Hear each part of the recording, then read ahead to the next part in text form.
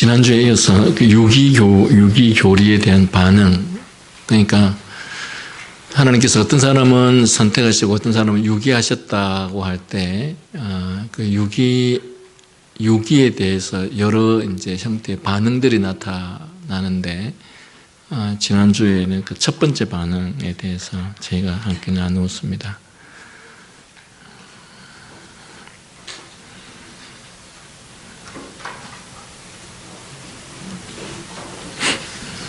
오늘은 두 번째 반응.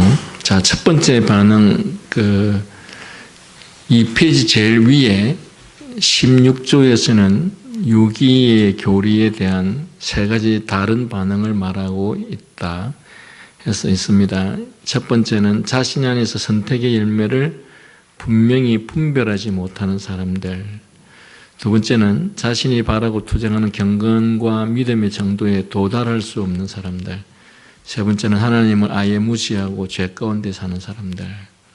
그러니까 유기의 교리에 대해서 첫 번째는 나름대로 내가 정말 선택받은 사람인가 유기된 사람인가에 대해서 끊임없이 자기 자신을 살펴보지만 나에게 선택의 열매가 그러니까 분명히 보이지 않아서 갈등하는 유형에 있는 사람들이고, 두 번째는 이제 첫 번째보다는 더 진보된 사람들인데, 자신이 바라고 투쟁하는 경건과 믿음의 정도에 막 정말 도달하고 싶은데 도달되지 않는 사람들의 반응에 대해서 두 번째부터 다루겠습니다.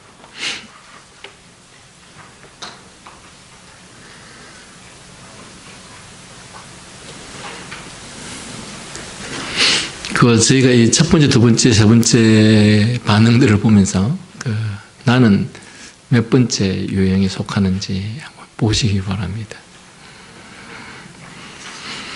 자, 반응 두 번째. 또 어떤 사람들은 하나님께로 돌아서고 오직 하나님만을 기뻐하고 사망의 몸으로부터 구원받기를 간절히 바랍니다. 하나님께로 돌아섰다는 말이죠. 그죠? 하나님 반대편으로 돌아섰다는 말이 아니고 하나님 반대편으로 가다가 하나님 편으로 돌아섰다. 그리고 오직 하나님만을 기뻐하고 사망의 몸으로부터 구원받기를 간절히 바랍니다. 그러나 그들은 경건과 믿음의 길에서 자신들이 사모하는 지점에까지 이를 수는 없습니다. 그러니까 돌아서기는 돌아섰는데 그래서 정말 경건한 삶을, 거룩한 삶을 살고 싶어 하고 노력하고 발버둥 치는데 아무리 그렇게 해도 도달을 못하는 것 같다라는 것 때문에 혹시 내가 유기된 사람이 아닌가, 하나님부터 선택받지 못한 사람이 아닌가, 그런 갈등을 하고 있는 사람들에 대해서 두 번째, 우리 모두는 날마다의 삶에서 죄와 싸우지만 더 악한 경향으로 기울어져 간다. 왜 날마다의 삶에서 죄와 싸우지만 더 악한 경향으로 기울어져 가는 것 같습니까?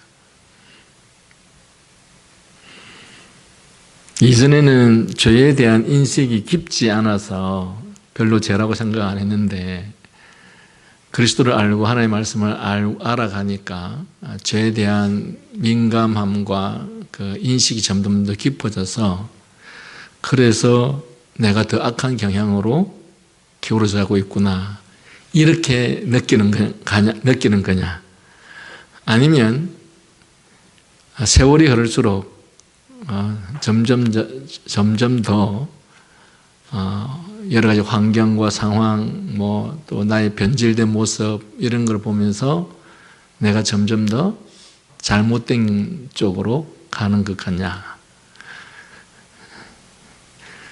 1번 한번 손 들어 보시겠습니까? 나 1번인 것 같다. 두 번째 2번인 것 같다. 손 안 드는 분들은 뭡니까? 예.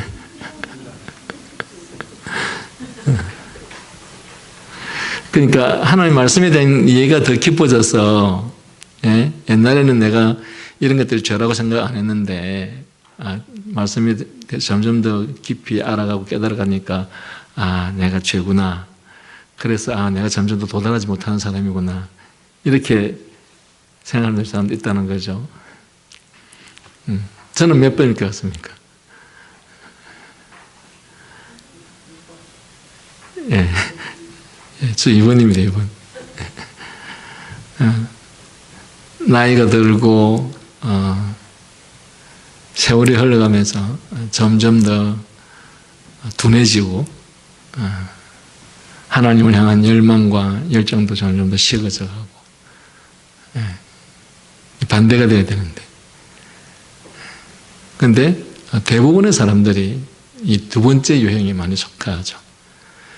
처음 우리가 그리스도께로 돌아와서 거듭나고 하나님 은혜를 입었을 때는 정말 하나님의 말씀대로 살고자 노력하고 애쓰고 그랬던 우리가 세월이 점점 흐르면서 하나님 은혜에 대한 감각도 점점 상실해가고 또 말씀을 들을 때도 과거에는 그 말씀이 그렇게 귀하게 들리고 달게 느껴지고 많은 것을 깨닫게 느껴지는데 세월이 지나면서 설교도 많이 듣고 그러면서 말씀에 대한 감각도 점점 더 사라지고 그래서 요즘 이제 제가 만나는 장로님들이 딱 하는 말이 다 아는 건데 예배 딱 1시간 안에 다 끝내라. 설교 30분 하면 많지 않느냐.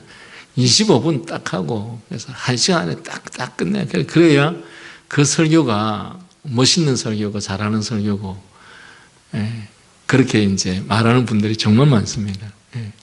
왜냐하면 수십 년의 신앙생활을 하면서 얼마나 설교를 많이 들었겠습니까? 특히 제가 이제 그 총회 일을 하러 다니다 보니까 그 총회 활동을 하면 무슨 모임이든지 간에 항상 먼저 예배를 드리거든요. 또 거기서 설교를 듣지 않습니까? 얼마나 많은 설교를 듣겠어요. 그러니까 설교가 지겨운 거라. 그러니까 제발 좀 오래 안 했으면 좋겠다. 이게 일반적인 그 신앙생활 오래 했던 사람들의 특징이죠. 자, 여러분 다시 한번 어느 유행인지 한번 보시기 바랍니다. 자, 우리 모두는 날마다의 살면서 죄와 싸우지만 더 악한 경향으로 기울어져 간다. 예를 들면 말을 함부로 하고 도적질을 하려는 충동이 생기고 세상에 대한 사랑과 본능으로 인해 죄를 범하는 등등의 죄를 범하게 된다. 이렇듯 우리는 거듭거듭 우리를 낭망하게 만드는 동일한 죄에 빠지게 된다. 그리고 우리에게 끈질기게 계속해서 붙어다니는 죄가 우리를 엄청나게 괴롭게 한다. 우리는 우리 가운데 죄가 너무 많은 것을 보지만 죄에 대해 승리하는 증거는 거의 보지 못한다. 그래서 우리는 그럴 때에 자신을 바라보면서 내가 정말로 선택받았는가 의심하게 된다. 그리고 의심이 소리 없이 서서히 기어들어온다. 바울이 로마서 7장에서 자기 자신과 죄와 싸우는 자기의 싸움에 대해 묘사할 때 우리는 마치 바울이 우리 입에서 나오는 말과 같은 말을 하고 있는 것처럼 보인다. 바울은 주님의 사도고 주께로부터 새로운 마음을 받았고 또 다시 태어났고 성령으로 변화되었다. 그러나 그런 바울이 동료 성도들, 즉 성령으로 변화된 사람들에게 자기 자신에 대해서 이렇게 말했다. 나는 육신에 속하여 죄 아래 팔렸도다. 여기서 육신이라는 말은 육체로 됨, 또 육체적이게 됨, 또는 죄악된 인간, 곧 죄의 유혹에서 벗어날 수 없는 존재. 15절에 나의 행하는 것을 내가 알지 못하느니 곧 원하는 이것은 행하지 아니하고 도리어 미워하는 그것을 함이라. 내가 원하는 것은 나 이렇게 살고 싶은데 늘 반대로 가는 거죠. 마음속에서는 공부를 하고 싶은데 늘 내 몸이 가는 것은 게임으로 가고, 그죠? 마음으로는 공부를 하고 싶은데 늘 내 몸은 친구들하고 놀러 그냥 가게 되고, 그래서 내 마음이 원하는 것은 행하지 않고 도리어 내가 미워하는 그것을 함이라. 사도 바울도 이런 갈등 속에서 끊임없이 살았다라는 것이죠. 이처럼 자신이 죄의 종로로 타고 있다는 사실을 아는 것은 사도에게 괴로운 일이었다. 내 속 곧 내 육신에 선한 것이 거하지 아니하는 줄을 아노니 원함은 내게 있으나 선을 행하는 것은 없노라. 내가 원하는 바 선은 하지 아니하고 도리어 원치 아니하는 바 악은 행하는도다. 물론 여기에는 두 가지의 문제가 다 있을 겁니다. 지금 사도 바울이 악이라고 생각하는 것이 과거에는 악이라고 생각하지 않았던 부분들이 분명히 있겠죠. 왜냐하면 과거에 예수 그리스도를 알지 못했을 때 사도 바울은 그리스도를 믿는 사람들을 핍박하면서도 거기에서 죄책감을 느끼기보다 오히려 통쾌함을 느꼈던 사람이었으니까. 그리고 과거에 사도 바울이 보세요. 자기가 학벌이라든지 지위라든지 권세라든지 이 모든 것들을 너무너무 중요하게 생각해서 그것들을 가지려고 얼마나 발버둥쳐 애썼던 사람이었습니까? 그래서 유대인으로서 로마 시민권을 가진다는 것은 거의 불가능할 정도로 힘든 일이었는데 로마 시민권을 가졌을 정도면 사도 바울이 얼마나 열심히 그것들을 취하기 위해서 노력을 했는지.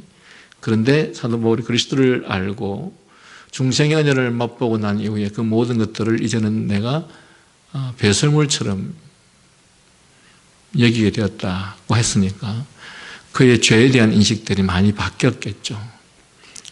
그렇기 때문에 사도 바울이 어쩌면 그리스도를 영접하기 전에는 이런 갈등은 안 했겠지만 그리스도를 영접하고 난 이후에 죄로 보이지 않던 것들이 죄로 보이기 시작하고 또 별것 아닌 것처럼 보이던 것이 이제는 굉장히 별것처럼 보이게 되고 해서 사도 바울이 훨씬 더 많은 괴로움과 갈등을 가졌던 것을 볼 수가 있을 것입니다. 그래서 우리는 사도의 좌절을 느끼게 된다. 내 지체 속에서 한 다른 법이 내 마음의 법과 싸워 내 지체 속에 있는 죄의 법 아래로 나를 사로잡아 오는 것을 보는도다. 바울은 자기 안에서 마음으로는 하나님의 법을 섬기기를 원하는데 육신으로는 죄의 법을 섬기기를 원하는 격렬한 전쟁이 있었다라는 것을 알았다. 여러분은 혹시 격렬한 전쟁을 하는 것 같습니까? 아니면 아예 한쪽으로 완전히 기울어져 있는 것 같습니까? 끊임없는 그 하나님 앞에서 하나님의 뜻을 따라 살고자 하는 열망과 갈망과 거기에 따른 노력들이 있었고, 그러나 반대로 자기의 육신은 마음은 그렇게 원하지만 육신은 그렇게 되지 못한다. 여러분, 여기에서 우리가 뭘 느낍니까? 우리는 성령 하나님의 은혜가 아니면 비록 거듭났다 할지라도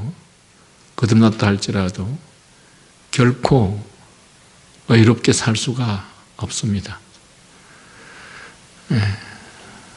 우리가 일반적으로 하나님을 경외치 않는, 우리가 이제 제가 늘 말씀드리지만 자녀가 부모에게서 짓는 죄 중에서 가장 큰 죄가 변망덕이라고 했지 않습니까?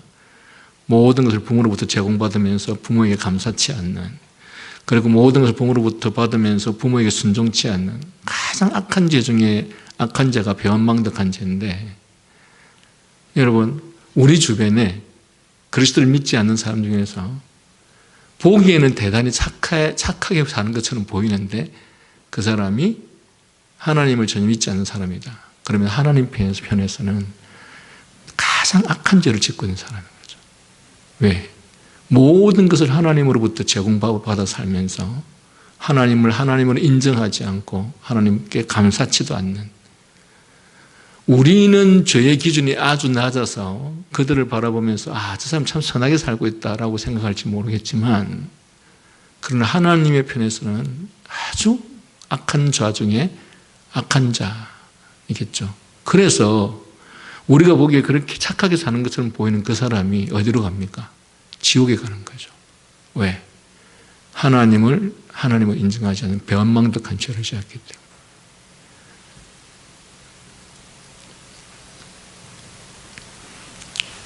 그리고 여보세요, 여러분. 예. 그리고 우리가 이제 정말 열심히 노력하고 수고가 땀을 내서 많은 재물을 우리가 모았습니다. 그런데 그 재물을 내가 그렇게 많이 열심히 모아서 그 내 것을 가지고 내가 마음대로 쓰는 그것을 보면서 사람들이 누가 그를 향해서 악하다라고 말을 하겠습니까? 누가 그를 향해서 아주 흉악한 놈이라 그렇게 말하겠습니까? 안 하겠죠. 그러나 하나님 편에서는 여러 사람들 중에서 이 사람에게는 1달란트밖에 안 주는데 너한테는 5달란트를 주셨다. 그러면 내가 너보다 이 너를 5달란트 준 너를 더 사랑해서 5달란트 준 줄 아느냐? 아니다. 이 사람에게는 1달란트밖에 안 줬는데 저 사람에게 5달란트 준 것은 그 5달란트를 줄 때 그것을 나누라는 전제 조건으로 하나님 편에서 주셨단 말이죠. 그런데 그는 그거를 자기의 것으로 생각을 하고 나의 것을 가지고 내가 사용하는데 무엇이 상관이 있겠느냐 할지 모르겠지만 하나님 편에서는 이 사람은 강도인 것이죠. 강도. 왜? 내가 그거 네 쓰라고 준 게 아니야. 나누라는 전제 조건으로 준 거야. 그러니까 마치 회사에서 사장이 격리부에 있는 사람에게 직원 50명의 월급을 격리한테 다 주면서 이 격리한테 월급들 다 나눠주라고 했는데 이 격리가 그 사장으로부터 받은 월급을 지가 다 써버리는 건 똑같은 원리입니다. 그런데 우리가 이런 것들을 세상에서는 자기가 많이 벌어서 가져서 그것들을 마음대로 쓰는 것이 누가 죄라고 생각하느냐? 하지 않죠. 그리고 그 사람이 다른 사람한테 나쁜 짓 안 하고 욕하지 않고 삶이 그 사람 아주 선한 사람이라고 생각했죠. 그러나 하나님 편에서는 강도요 도둑놈이라고 볼 수가 없는 거예요. 왜? 하나님 그렇게 그런 이유로 준 게 아니기 때문에. 그래서 이 악행에 대한 악에 대한 개념이 우리의 생각과 하나님의 개념, 하나님 편에서의 개념은 전혀 다르다라는 것이죠. 그래서 만물보다 심히 부패한 것이 사람의 마음이라는 그런 표현이라든지 사람의 마음의 계획이 마음의 생각의 계획들이 항상 악하다라고 말할 때 우리들은 그런 말을 들으면 인정을 못합니다. 어째서 사람들이 다 그렇게 항상 언제나 그렇게 악하단 말이냐. 그리고 정말 세상에는 정말 썩어 빠진 정말 냄새가 나서 다가갈 수도 없을 만큼 더럽고 추악한 것들이 많은데 그것보다도 우리의 마음이 더 심히 악하다라고 하는 것을 우리가 누가 인정하겠느냐. 그러나 하나님 편에서 우리를 바라보는 시각은 정말 만물보다 부패한 것이 인간 안에 있는 마음이라 그렇게 합니다. 그래서 우리가 하나님의 말씀을 배우면서 자꾸 세상의 논리와 세상의 원리로 하나님의 교회와 하나님의 사람과 하나님께서 말씀하시는 것들을 그런 논리로 해석하거나 이해해서는 안 된다라는 것이죠. 그래서 만약에 내가 가진 것을 가지고 내 마음대로 쓰는 그것이 과거에 하나님을 알지 못할 때는 이것은 당연한 것이었지만 하나님을 영접하고 난 이후에 하나님께서 내 마음에 들어오고 난 이후에는 내가 이렇게 할 때마다 내가 정말 심각한 악행을 저지르고 있구나. 나는 강도와 같은 인생을 살고 있구나. 라는 마음의 고통이 올 수밖에 없다는 것이죠. 그래서 사도 바울이 바로 이런 문제들 때문에 내 마음이 원함과 자신의 육신의 모습과의 이 갈등 속에서 그것이 너무너무 고통스러운 거죠. 이런 표현들을 그래서 지금 하고 있는 것입니다.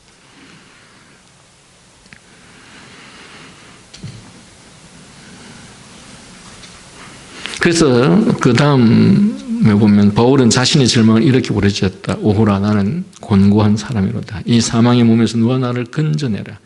여기에 대한 답은 하나뿐이다. 예수 그리스도의 피 안에 구속이 있다. 이 구주께서 오늘 당신의 피로서 죄를 용서해 주시고 내일 당신의 성령을 통하여 죄인들을 전적으로 새롭게 하신다.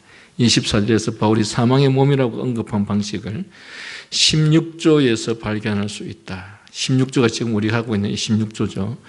죄와의 계속되는 그리고 결과는 분명히 무익한 싸움을 싸우는 신자들은 바울처럼 이 사망의 몸에서 누가 나를 건져내라 라고 외칠 수밖에 없는 것이죠. 이 신자들은 피하기를 원한다. 그들은 구원받기를 원한다. 그럼에도 불구하고 그들은 거듭 죄에 빠지게 되니까, 그래서 죄에 빠지기를 원하지 않는 것이죠.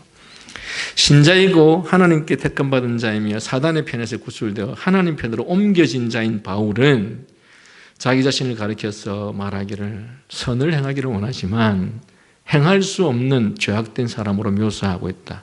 우리도 바울과 다르지 않다. 그렇다면 우리에게 여전히 죄가 있다는 것이 우리가 유기되었다는 뜻인가? 그런 의미인가? 그렇지 않다. 가장 거룩한 사람이라 할지라도 이 생에서는 이 순종의 아주 적은 시작만 할 수 있을 뿐이다.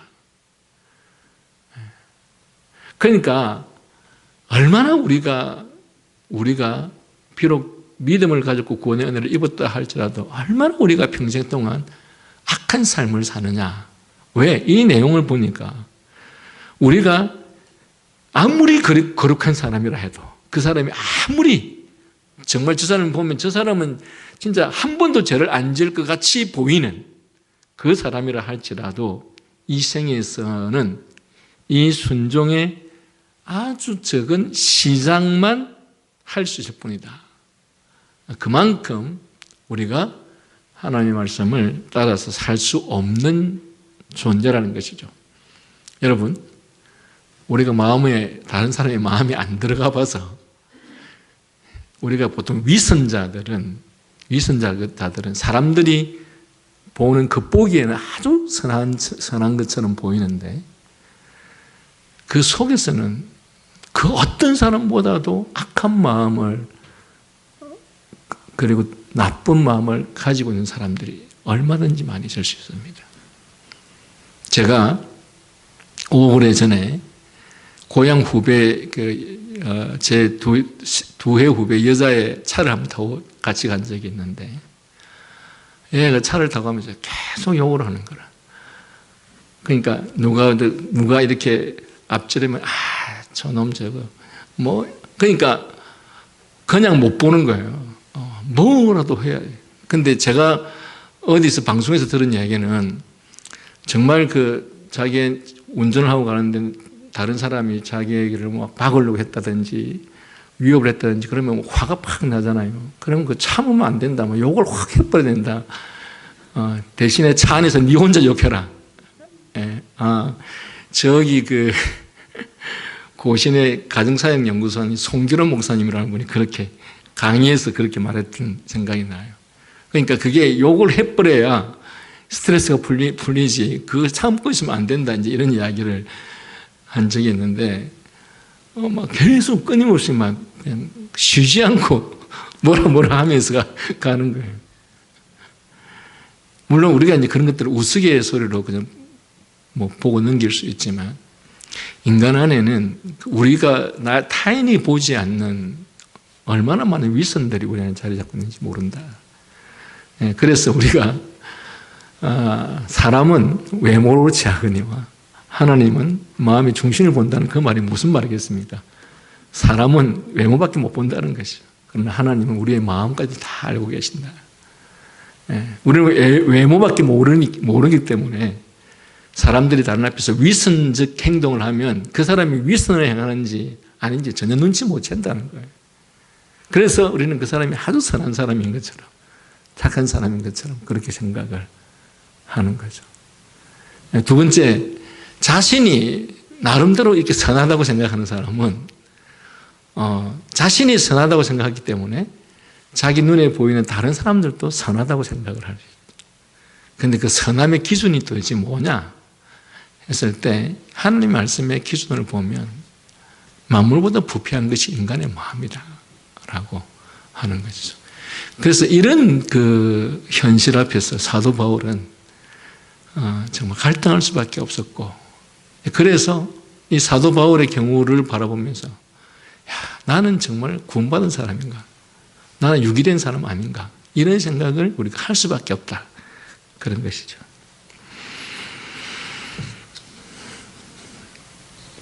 자, 이어서 이 순종에 적은 시험을 하실 수 있을 뿐이다. 나는 죄에 저항하려고 정말 가진 노력을 다한다. 그럼에도 불구하고 나는 실패한다. 이 사실이 나를 괴롭히고 나에게 상처를 주는가? 그렇다. 정말로 그렇다. 그렇다면 내가 실패했다는 사실에 놀라야 하는가? 그렇지 않다. 주님께서는 당신의 백성을 변화시켜서 그들의 마음을 새롭게 하셨지만 아직 그들을 완전하게 하시지는 않았다. 그러므로 한동안 나는 싸워야 한다. 그리고 나는 죄를 범할 때 놀랄 필요가 없다. 내가 죄에 빠졌다는 사실을 가지고 내가 주님께 속하지 않았다는 식으로 결론을 지어서는 안 된다.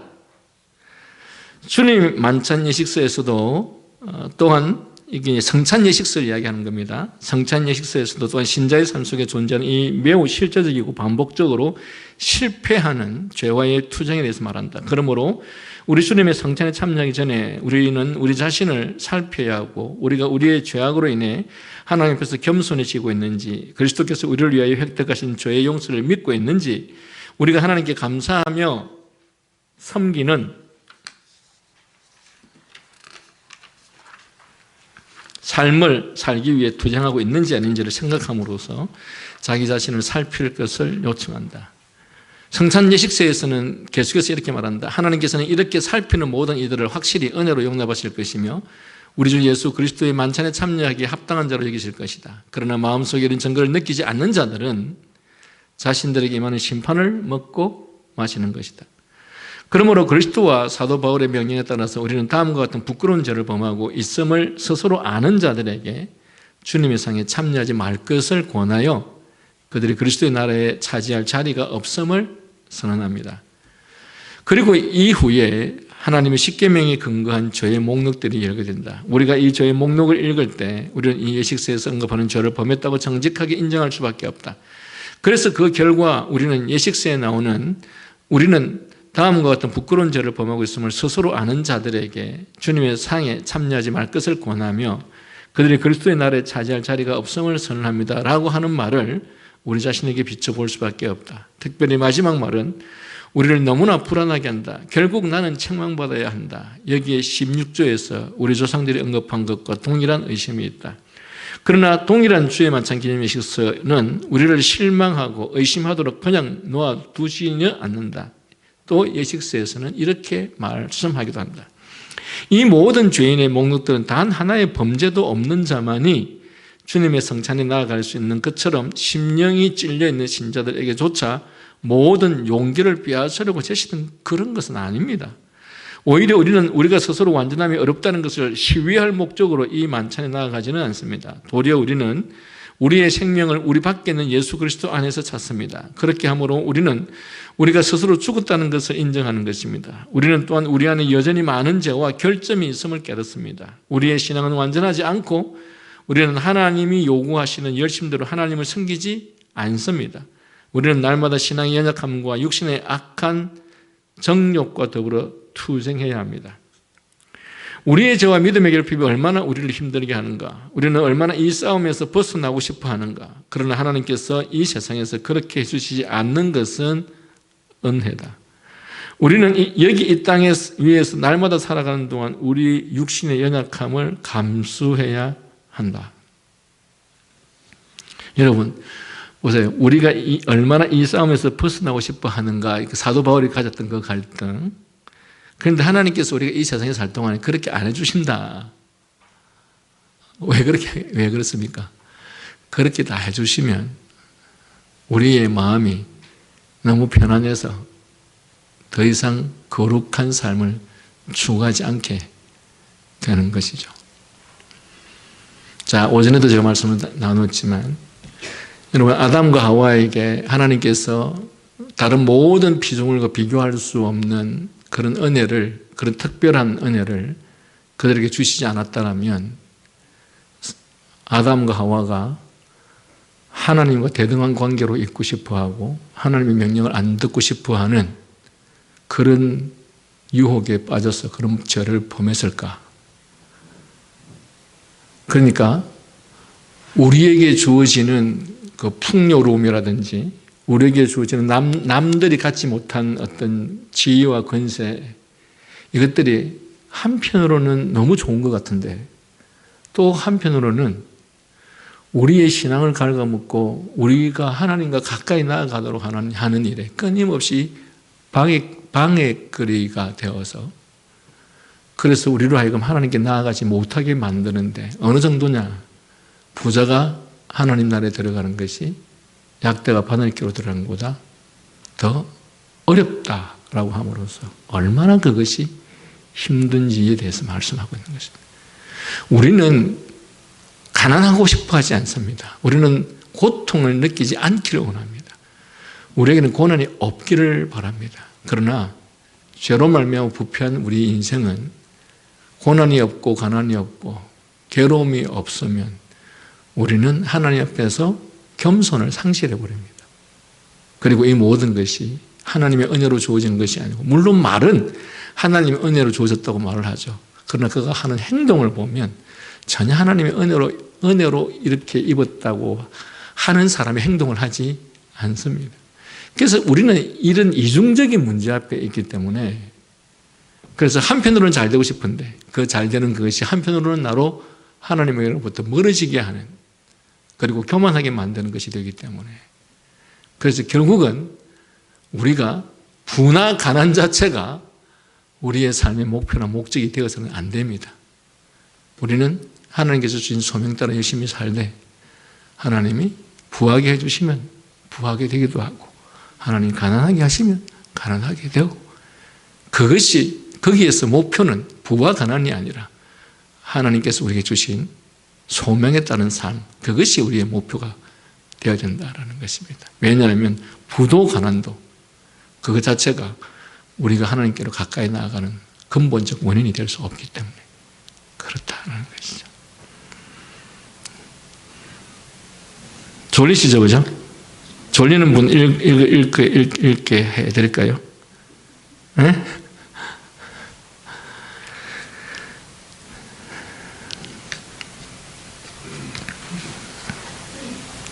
그래서 마지막 읽었던 밑에서 한 7째 줄, 여기 이 땅 위에서 날마다 살아가는 동안 우리 육신의 연약함으로 감수해야 된다. 그러나 우리는 성령의 노로 인하여 이 결점들을 슬퍼하고 우리의 불신앙에 대항하여 싸우며 하나님의 모든 계명에 따라 살기를 원합니다. 심지어 우리는 죄에 대한 슬픔에서도 우리의 죄악됨을 보게 된다. 왜냐하면 우리는 완전한 슬픔을 토해낼 수 없기 때문이다.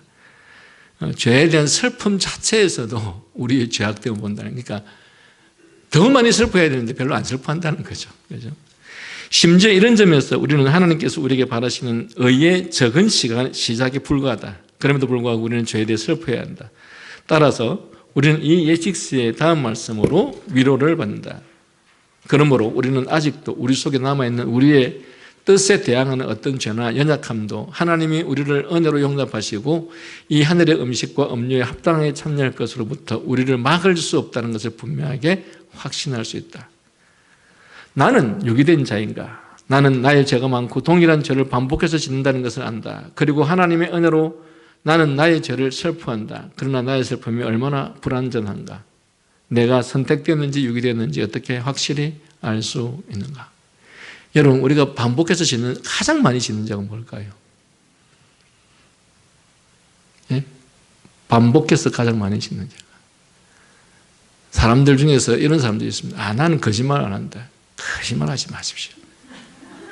예, 인간이 제일 많이 짓는 죄가 거짓말하는 죄입니다. 끊임없이 반복해서 짓는 죄가 거짓말하는 죄. 예. 상대방도 속이고 자기도 속이고. 그런데 자기는 거짓말 안 하는데, 사람들 보면 자기는 절대 거짓말 안 한다는 말하는 사람 참 많죠. 예? 그런 사람들 지옥 보내야 돼, 진짜. 예? 얼마나 우리가 거짓말을 많이 하는데, 반복된 거짓말.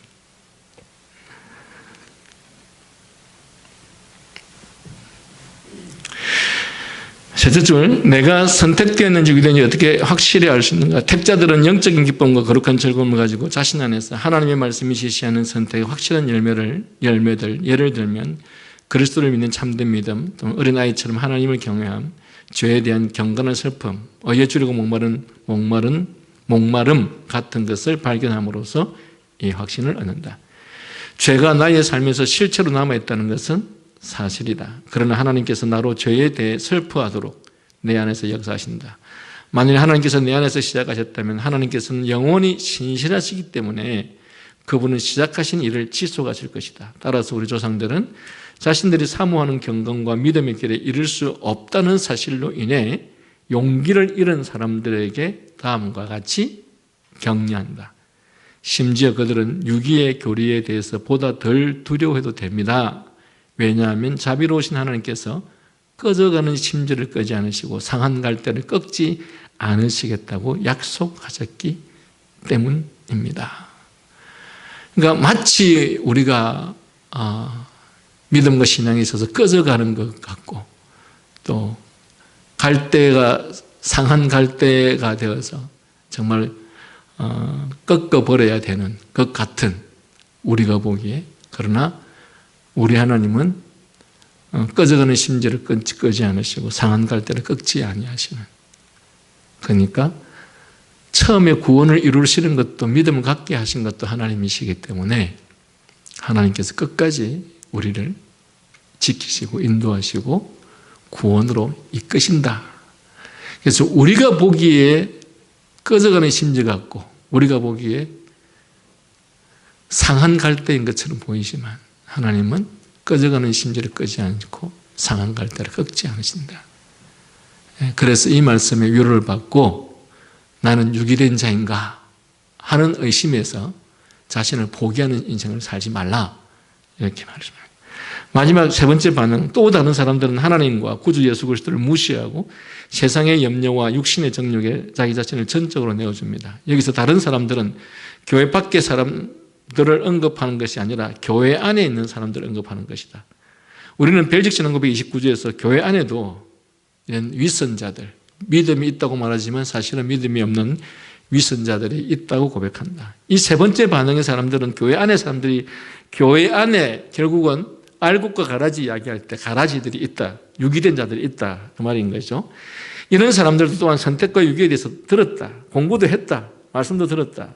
유기에 대한 언급은 그들 가운데 죄책감을 유발시키는데 이것은 나쁜 일이 아니다. 왜냐하면 이것은 하나님께서 여전히 기회를 주시는 동안 죄로부터 회개하라는 경고이기 때문이다. 그런 회개는 분명히 필요하다. 왜냐하면 살아계신 하나님의 손에 빠지는 일을 빠지는 일은 두려운 일이기 때문이다. 우리 조상들도 다음과 같이 말했다. 그들에게 있어서 이 유기의 교리는 그들이 하나님께로 진지하게 돌아서지 않는 한 마땅히 두려운 것입니다. 모든 신자들에게 도전을 주는 유기의 교리, 우리 모두는 유기의 교리를 듣고 도전을 받는다. 나는 하나님 안에서 성장하기 위해서 하나님께서 나에게 주신 방편인 하나님의 거룩한 말씀을 부지런히 사용해야 한다는 것을 안다. 나의 죄와 불완전함이 여전히 많이 남아있을지라도 이 유기의 교리는 이로 인해서 내가 좌절해야 된다는 뜻이 아니라는 것을 알게 되므로 위로와 확신을 이끌어내도록 나에게 도전을 준다. 하나님께서 친히 내가 죄에 대해서 슬퍼하도록 내 안에서 역사하신다. 이 죄에 대한 슬픔이 존재한다는 것이 바로 하나님께서 나를 선택하신 열매다. 죄에 대한 슬픔이 끊임없이 내 속에서 일어나고 있다면 나는 유기된 자가 아니다 라는 것이죠. 기도하겠습니다.